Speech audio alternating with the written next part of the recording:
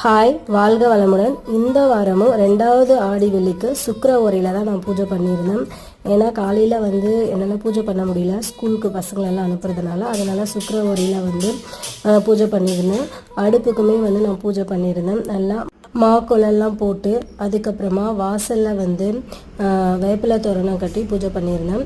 அதுக்கப்புறமா இந்த வருஷம் ஆடிப்பூரம் எப்போ வருது பார்த்திங்கன்னா 28ஆம் தேதி திங்கட்கிழமை வருது. ஆடிப்பூரத்துக்கு நாம் வழிபாடு செய்கிறோம் அப்படின்னா கண்டிப்பாக அம்மனோட அருள் நமக்கு கிடைக்கும். குறிப்பாக ரொம்ப நாள் கல்யாணம் ஆகாமல் இருக்கிறவங்க, அதுக்கப்புறமா ரொம்ப வருஷமாக குழந்தை இல்லாமல் இருக்கிறவங்க ஆடிப்பூரத்துக்கு அம்மனை வழிபடுறோம் அப்படின்னா வளையல் மாலை சாத்தி நம்ம அம்மனை வழிபடணும்.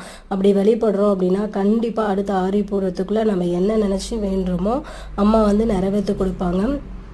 சிம்பிளாக நம்ம வீட்டிலையே கூட அம்மனுக்கு அம்மன் படத்துக்கு வளையல் மாலை சாத்தி நம்ம விரதம்